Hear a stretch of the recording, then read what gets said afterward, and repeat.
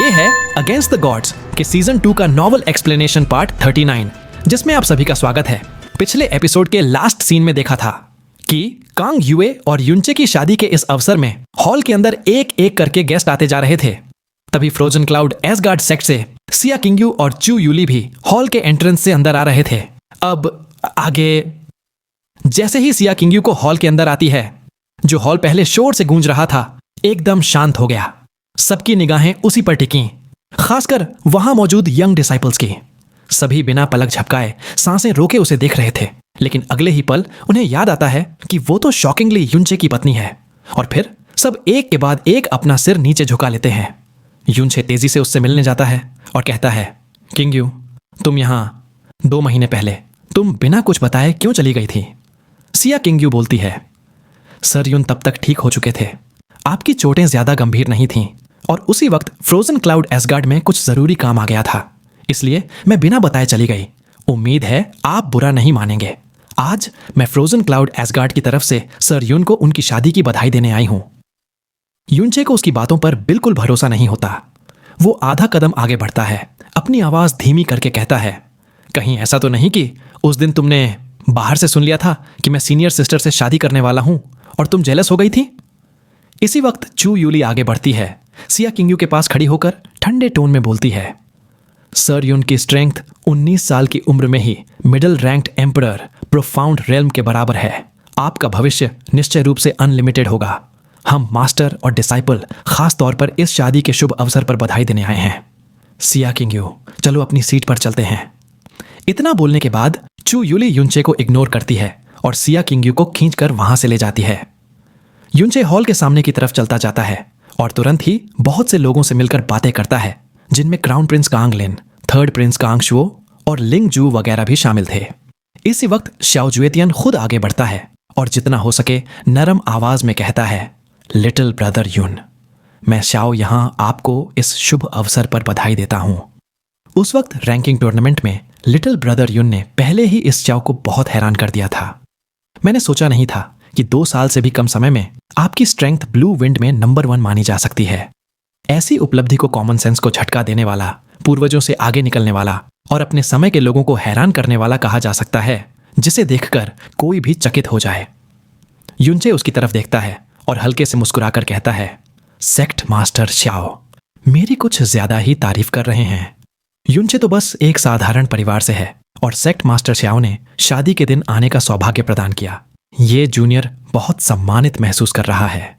एक दिन युनचे जरूर पर्सनली आपसे मिलकर अपना आभार व्यक्त करने आएगा।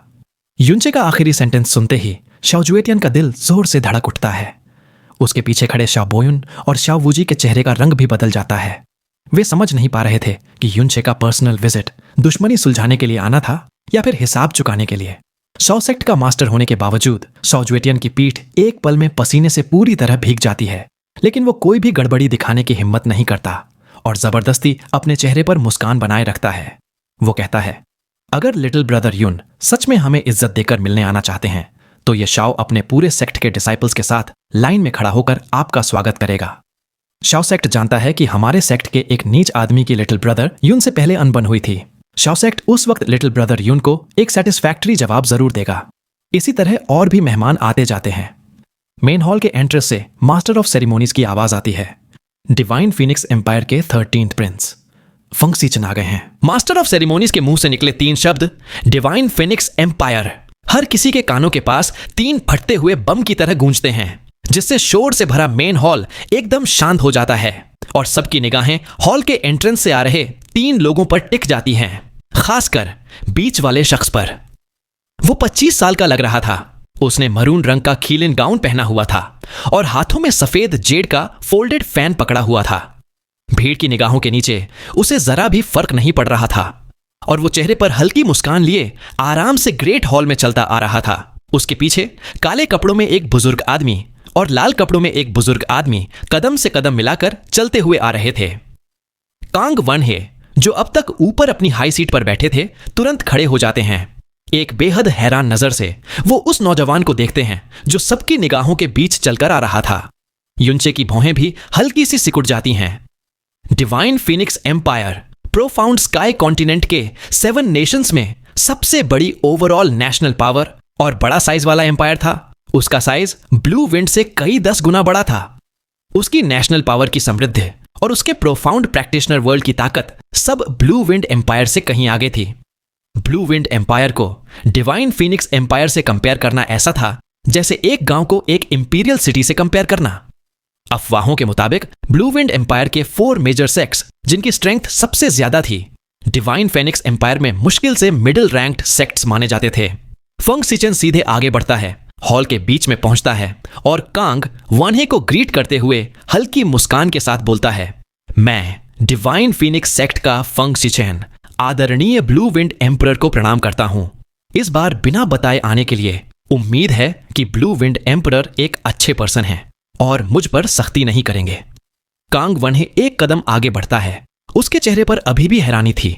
वो शक भरे अंदाज में पूछता है, क्या तुम सच में डिवाइन फीनिक्स एम्पायर के प्रिंस हो?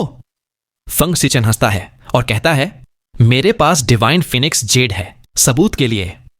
यह बोलते ही फंग सिचन अपना हाथ आगे बढ़ाता है और उसके हाथ में एक लाल रंग का फीनिक्स शेप का जेड आ जाता है। जैसे ही वो ब्लड जैसा लाल जेड निकला, तुरंत ही फायर एलिमेंट इतना ज्यादा फैल गया जैसे पूरा हॉल में आग लग गई हो। जो छोटे लेवल के प्रोफाउंड कल्टीवेटर्स थे, उनके चेहरे लाल पड़ गए। अब कांग वानहे के मन में कोई शक नहीं रहा, पर उसके दिल में गहरा शौक उठता है। वो एक कदम और आगे बढ़ता है। वो हल्का सा हंसते हुए कहता है, हमने कभी सोचा भी नहीं था कि डिवाइन फीनिक्स एम्पायर के इतने बड़े मेहमान हमारे यहां आएंगे। ये तो सच में हमारे लिए एक बड़ा सम्मान है। फंग सिचन डिवाइन फीनिक्स जेड वापस रखता है, अपना जेड फैन खोलता है और कैजुअली बोलता है, ब्लू विंड एम्परर, आप ज्यादा भारी शब्द इस्तेमाल कर रहे हो। मैं कोई नोबल गेस्ट नहीं हूं, असल में मैं बिना बुलाए ही आया हूं। मुझे उम्मीद है कि आप बुरा नहीं मानेंगे। कांग वनहे जोर से हंसता है और कहता है, हा हा हा, 13th प्रिंस, आप ऐसा क्यों बोल रहे हैं? डिवाइन फीनिक्स की राजधानी हमसे हजारों किलोमीटर दूर है। आप इतनी दूर यहां तक आए हो, यह हमारे लिए सम्मान की बात है। हम तो आपका स्वागत करने के लिए उत्सुक हैं, आप पर इल्जाम लगाने का सवाल ही नहीं। इसके बाद वो फंग सिचन के लिए बैठने के लिए सीट का इंतजाम करवाने लगता है, जिसे देखकर फंग सिचन हाथ हिलाकर कहता है, इसकी कोई जरूरत नहीं है। मैं यहां एक इंपॉर्टेंट मैटर के वजह से आया हूं, जो आपकी प्रिंसेस की शादी के इवेंट के साथ मिल गया। मुझे ज्यादा देर नहीं करनी। मैं सोच रहा था, क्या ब्लू विंड एम्परर अंदाजा लगा सकते हैं कि मैं किस वजह से आया हूं? कांग वनहे थोड़ा सोचता है और कहता है, शायद profound sky 7 nation ranking tournament. Feng Xichen जोर से हंसता है और कहता है, हा हा हा, टूर्नामेंट के चालू होने में अभी आधा साल भी नहीं हुआ और बाकी 5 नेशंस तो हमें 3 साल पहले से ही बार बार पूछ रहे थे। सिर्फ आपकी नेशन ही इतनी शांत है, जैसे भूल ही गए हो टूर्नामेंट के बारे में। फंग सिचन हॉल में आया है और अपनी पहचान दिखाई, तब तक उसके शब्द में थोड़ा रिस्पेक्ट था, लेकिन अब उसकी बातों में साफ साफ अपमान दिख रहा था। जो लोग वहां बैठे थे कुछ अंदर ही अंदर गुस्सा कर रहे थे, लेकिन ज्यादा लोग मजबूर और बेइज्जती महसूस कर रहे थे, क्योंकि सच ये था कि रैंकिंग टूर्नामेंट में ब्लू विंड एम्पायर हमेशा हार ही जाता था और हमेशा सबके सामने इंसल्ट होता था। फंग सिचन के शब्द और उसकी हंसी खुलकर दिखाता था कि उसके दिल में ब्लू विंड एम्पायर के लिए सिर्फ अपमान और मजाक है। कांग वनहे का चेहरा थोड़ा बदलता है, फिर वो अपनी पुरानी शांति वापस पा लेता है। वो हल्की हंसी के साथ कहता है, हम भला कैसे भूल सकते हैं इस ग्रैंड इवेंट को, जो सिर्फ 25 साल में एक बार प्रोफाउंड स्काई में होता है। बस हम कुछ सालों से बीमार थे, इस वजह से इन चीजों पर ध्यान नहीं दे पाए। क्या 13th प्रिंस यहां profound sky 7 nation ranking tournament का इनविटेशन देने आए हैं? फंग सिचन सिर हिलाकर कहता है सही कहा। उसके उंगलियों के बीच एक गोल्डन स्टैम्प्ड इनविटेशन कार्ड आता है, जिसमें एक स्कारलेट फिनिक्स का मार्क था। वो बताता है, 5 महीने बाद 39वां profound sky 7 nation ranking tournament मेरे डिवाइन फीनिक्स एम्पायर में होगा। क्योंकि ये 7 नेशन रैंकिंग टूर्नामेंट है, तो 7वीं नेशन ब्लू विंड को भी आना होगा। वक्त पर हमारी divine Phoenix sect Phoenix city में सब एक्सपर्ट्स का इंतजार करेगी। टूर्नामेंट का मकसद है ताकत का कंपैरिजन और नेशनल पावर को दिखाना। इसके रूल्स आप जानते ही हैं, इसीलिए मैं एक्स्ट्रा बातें नहीं करूंगा। लेकिन इस बार का रैंकिंग टूर्नामेंट पुराने सबसे अलग होगा। मुझे लगता है ब्लू विंड एम्परर ने प्राइमोर्डियल प्रोफाउंड आर्क का नाम सुना होगा। कांग वनहे कुछ पल के लिए हैरान होता है, फिर उसके चेहरे पर शौक दिखाई देता है। वो बोल पड़ता है, क्या? Primordial profound ark divine phoenix empire में दोबारा सामने आ गई है? जब प्राइमोडियल प्रोफाउंड आर्क शब्द सुना गया तो हॉल में बैठे ज्यादा लोग कंफ्यूज हो गए। युनचे के चेहरे पर भी सवाल भरी शक्ल थी, लेकिन चू यूली, सिया किंगयू और श्याओ ज्वेटियन जैसे लोगों के चेहरे तुरंत बदल गए। फेंग सिचन कहता है, आधे महीना पहले प्राइमोडियल प्रोफाउंड आर्क मेरे फीनिक्स सिटी के ऊपर दोबारा दिखाई दी है। अकाउंट्स के मुताबिक आधे साल बाद प्राइमोडियल प्रोफाउंड आर्क का एंट्रेंस खुद खुल जाता है। हमने कैलकुलेट किया है तो ये वक्त एग्जैक्टली टूर्नामेंट के खत्म होने के बाद पड़ेगा। कहा जाता है कि आर्क के अंदर हेवन शॉकिंग ट्रेजर्स और वर्ल्ड शेकिंग सीक्रेट्स हैं, लेकिन एंट्रेंस सिर्फ थोड़े वक्त के लिए खुलता है और अंदर जाने वालों की संख्या भी बहुत लिमिटेड होती है। सिर्फ पावरफुल प्रैक्टिशनर्स ही इसके लिए क्वालिफाई करते हैं। टूर्नामेंट में जो नेशंस टॉप 3 में आएंगे उन्हें मिलकर प्राइमोडियल प्रोफाउंड आर्क एक्सप्लोर करने का राइट मिलेगा। अपनी बात पूरी करने के बाद फेंग सिचन इनविटेशन लेटर देता है। उसके होठों पर हल्की सी सार्कास्टिक स्माइल आती है। वो युनचे की तरफ देखते हुए बोलता है, ब्लू विंड एम्परर, शायद गलत समझ रहे हो। टूर्नामेंट तो सिर्फ आधा रीजन है जिसके लिए मैं खुद आया हूं। दूसरा रीजन है आपके नए दामाद युनचे के लिए आया हूं, क्योंकि उसके जिस्म पर एक ऐसी बात छुपी है जो मेरी डिवाइन फीनिक्स ब्लड लाइन से गहरा संबंध रखती है। जैसे ही फेंग सिचन की बात खत्म हुई, सबकी नजरें एक एक करके युनचे पर टिक गईं। सिया किंगयू का चेहरा थोड़ा सीरियस हो गया। कांग वनहे का चेहरा भी बार बार बदल रहा था, लेकिन ब्लड लाइन के मैटर में ब्लू विंड का एम्परर होते हुए भी वो कुछ नहीं बोल सकता था। उसने सिर्फ युनचे की तरफ देखा। उसकी आंखों में डीप टेंशन थी। उसके मन में बस ये आशा थी कि युनचे के फ्लेम्स फीनिक्स फ्लेम्स ना हो, बस उनसे सिमिलर हों। क्योंकि युनचे ने कभी खुद एक्सेप्ट नहीं किया था, लेकिन युनचे बिल्कुल शांत था। वो कहता है, ओह, तुम्हारे सेक्ट की ब्लड लाइन से रिलेटेड? मुझे समझ नहीं आया। मैं तो ब्लू विंड एम्पायर की मिट्टी में पैदा हुआ हूं। मेरा ब्लड लाइन मेरे पेरेंट्स का है और मेरे पेरेंट्स ने कभी ब्लू विंड एम्पायर के बाहर कदम तक नहीं रखा, तो मेरा डिवाइन फीनिक्स सेक्ट की ब्लड लाइन से क्या लेना देना? काले कपड़े वाला एल्डर एक कदम आगे बढ़ता है और गंभीर आवाज में कहता है, जूनियर, ड्रामा बंद करो। हमारा divine Phoenix blood line priceless है। जब से सेक्ट बना है तब से हमारी नंबर 1 प्रायोरिटी यही है कि इसे प्रोटेक्ट करें। हम कभी अलाउ नहीं करते कि हमारा ब्लड लाइन लीक हो। अगर हमारा डिसाइपल बाहर शादी भी करे तो उसके फ्यूचर जनरेशंस को हमेशा सेक्ट में रहना पड़ता है। ब्लड लाइन के मैटर में कभी कॉम्प्रोमाइज नहीं होता। वो युनचे की तरफ उंगली करके बोलता है, रैंकिंग टूर्नामेंट में सबने अपनी आंखों से देखा था कि तुमने फीनिक्स फ्लेम्स यूज किया, और फीनिक्स फ्लेम्स सिर्फ फीनिक्स ब्लड लाइन वाले ही यूज कर सकते हैं।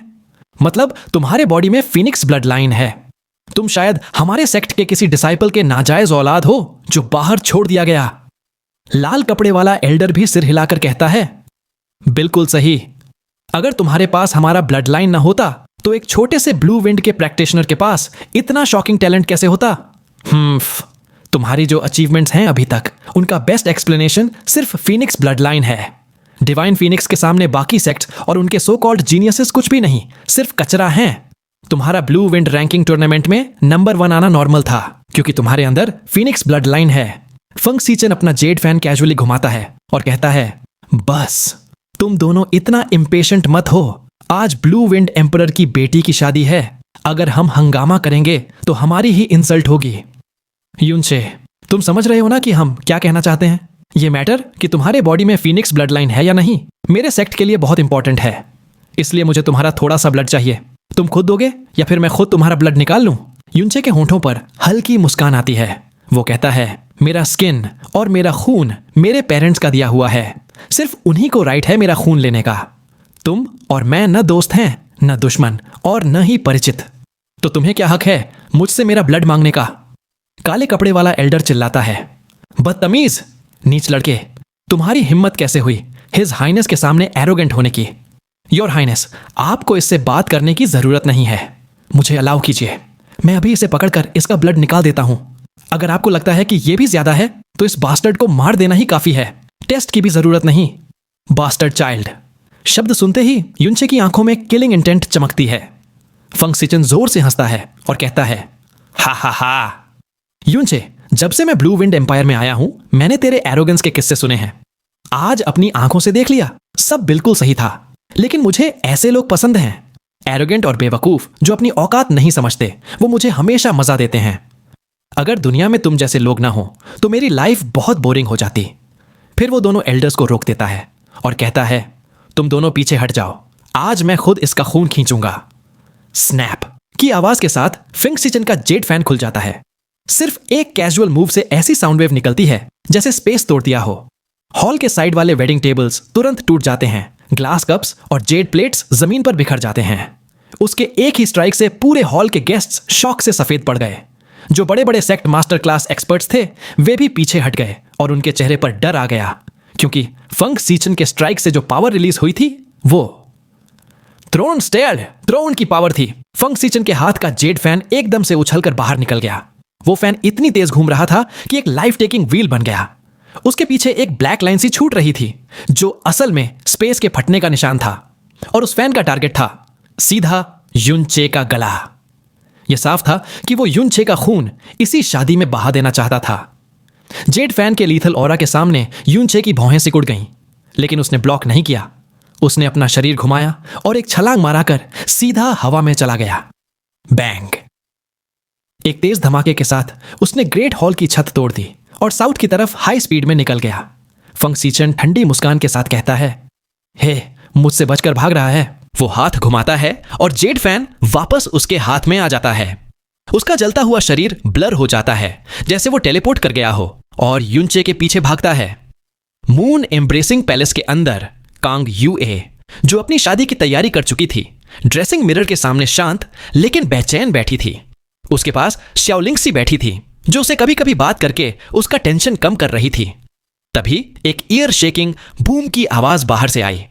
उसके बाद लगातार अफरा तफरी की आवाजें सुनाई दी। जो ढोल और नगाड़े बज रहे थे वे अचानक बंद हो गए। मून एम्ब्रेसिंग पैलेस हॉल से दूर था, लेकिन यह सब आवाज वहां भी साफ साफ सुनाई दे रही थी। कांग यूए बेचैन होकर बोलती है, ये आवाज क्या है? बाहर क्या हो रहा है? श्याओलिंगसी भी घबरा गई और तुरंत कहती है, मैं देख कर आती हूं। वो तेजी से भागती हुई बाहर निकल जाती है। दूसरी तरफ युनचे हवा में कई छलांग लगाता है और शादी हॉल से काफी दूर निकल आता है। इंपीरियल पैलेस के एक खाली जगह पर वो लैंड करता है और तुरंत रुक जाता है। उसके पीछे तुरंत फिंग सीचन भी उतर जाता है। उसकी स्पीड बिल्कुल गोस्ट जैसी थी। युनचे को रुकते देख वो सार्केस्टिक तरीके से हंसता है और कहता है, अरे क्यों रुका हुआ? भागना। इतने सालों से मैंने छुपम छुपाई नहीं खेला, कम से कम इतना तो कर कि मुझे थोड़ा मजा मिले। युनचे ठंडी मुस्कान के साथ बोलता है, तुम्हें लगता है मैं तुमसे डरता हूं? आज मेरी शादी का दिन है। मैं बस ये नहीं चाहता था कि तुम्हारा घिनौना खून मेरे वेडिंग हॉल को गंदा करे। फंग सीचन के चेहरे पर एक्सप्रेशन नहीं बदला, लेकिन उसकी आंखों में हेज भर गई। युनचे का एरोगेंस उसकी एक्सपेक्टेशन से भी ऊपर था। छोटे से लेकर अब तक कभी किसी ने उससे ऐसे बात करने की हिम्मत नहीं की थी। उसके होठों पर धीरे धीरे एक खतरनाक स्माइल आई और वो हंसी और ज्यादा डेंजरस हो गई। वो कहता है, मेरा खून? हा हा, तू तो इतना एरोगेंट और इडियट है कि मुझे क्यूट लगने लगा है। लगता है इस ब्लड लाइन मैटर की टेस्ट करने की जरूरत अब बची ही नहीं। तुम तो खुद अपनी मौत ढूंढने आए हो इस प्रिंस के सामने। कोई बात नहीं, जगह भी सही है। वेडिंग हॉल को डिस्टर्ब नहीं किया, अब आसानी से उसे मातम की जगह में बदल देंगे। युनचे अपनी आंखों को नैरो करके कहता है, स्पिरिट हॉल क्या अपने लिए बनवाना चाहता है क्या बेवकूफ? डिवाइन फीनिक्स एम्पायर का प्रिंस होते हुए जब भी फंग सीचन किसी भी नेशन में जाता था, वहां के लोग जरा भी हिम्मत नहीं करते थे कि उसके सामने कोई बदतमीजी करे। लेकिन उसकी डिवाइन फीनिक्स प्रिंस वाली शान युनचे को बिल्कुल डरा नहीं पाई। यह बात फेंग सीचन के दिल में जलन पैदा करती है और युनचे को मारने का इरादा उसके अंदर पूरी तरह से उठ गया। वो कोल्ड हंसी के साथ कहता है, युनचे, मुझे वाकई क्यूरियोसिटी हो रही है कि तुझमें इतनी हिम्मत और कॉन्फिडेंस कहां से आ रहा है जो तू मेरे सामने इतना एरोगेंस दिखा रहा है। क्या तुझे लगता है कि तू इनविंसिबल है सिर्फ इसलिए क्योंकि तू बर्निंग हेवन क्लैन को खत्म कर पाया, जो कहते थे कि वो 4 मेजर सेक्ट्स में से एक है? हा हा हा, तू तो एक कुएं का मेंढक है जिसने कभी इस छोटे से नेशन के बाहर पैर तक नहीं रखा। वैसे तो मैंने तेरे बारे में रास्ते भर बहुत सी रूमर सुनी थी। शुरू में थोड़ा एक्सपेक्टेशन भी था, पर जब देखा कि तेरी प्रोफाउंड स्ट्रेंथ कल्टीवेशन सिर्फ अर्थ प्रोफाउंड रेल्म तक है तो मुझे हंसी आई। ये तो इतनी पिटीफुल है कि कहने लायक भी नहीं।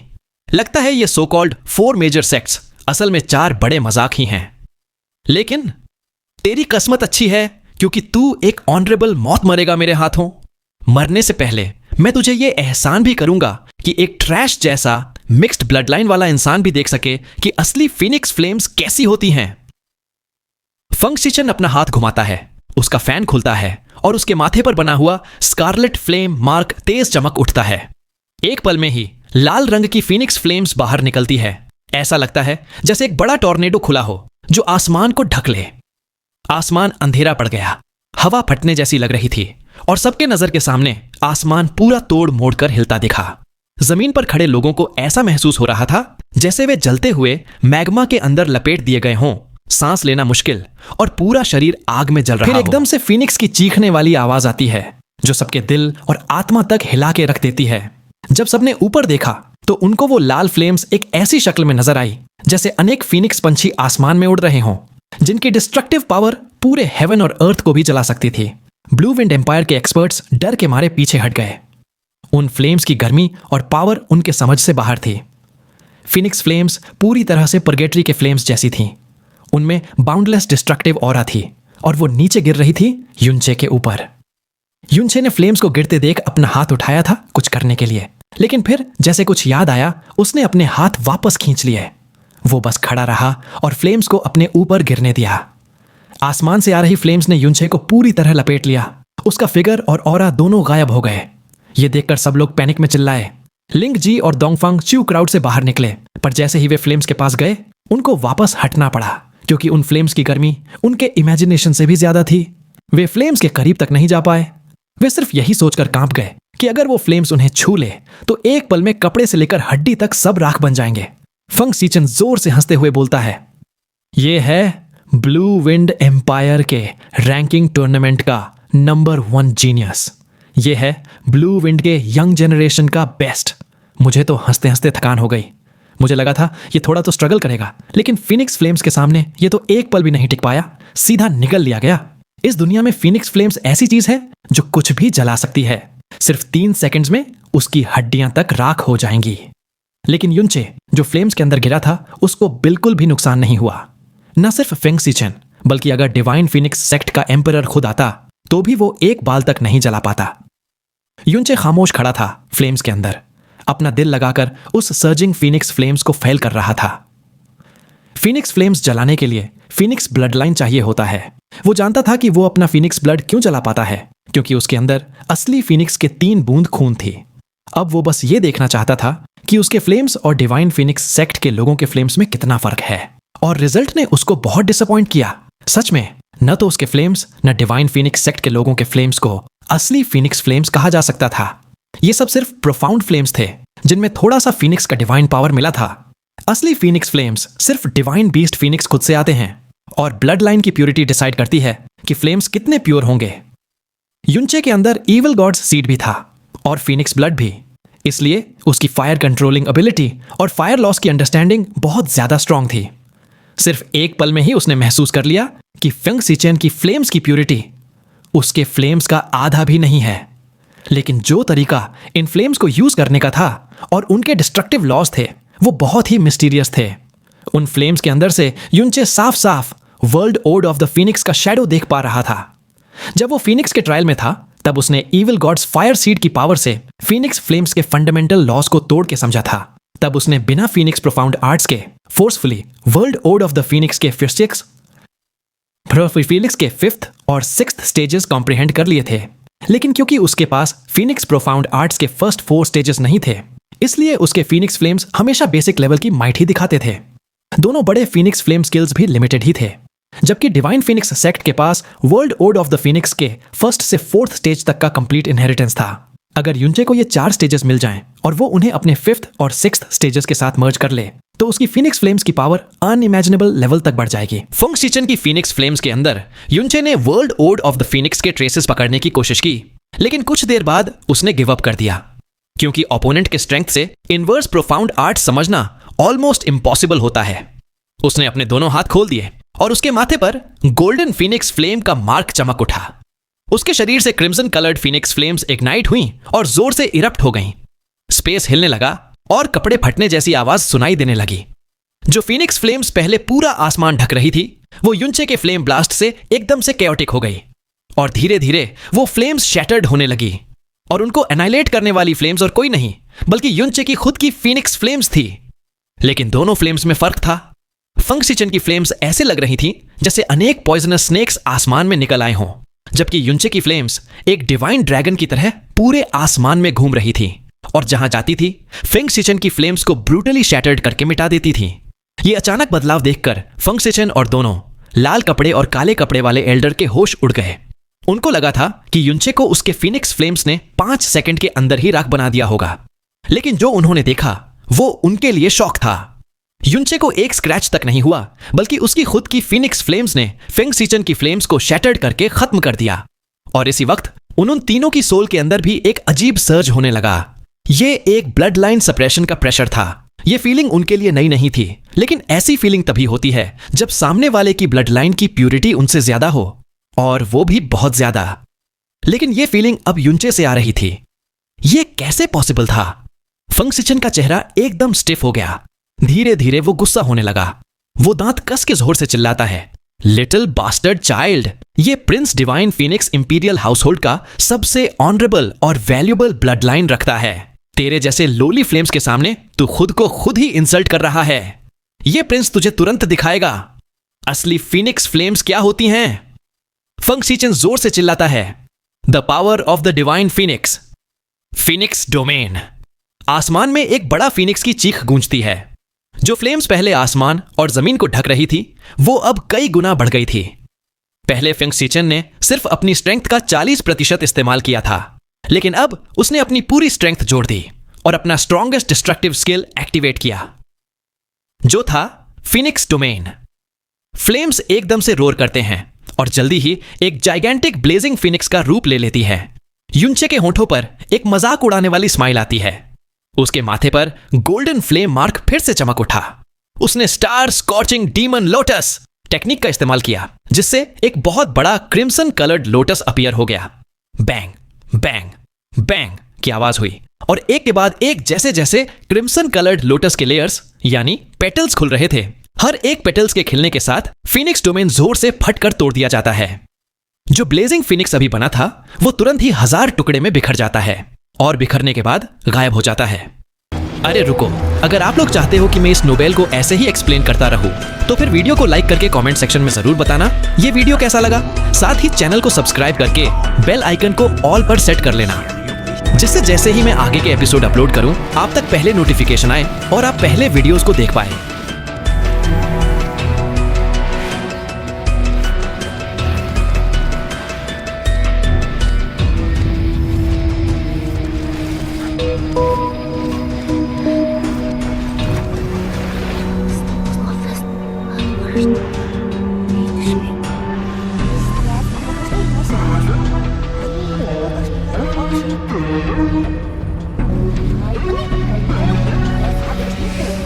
Thank you.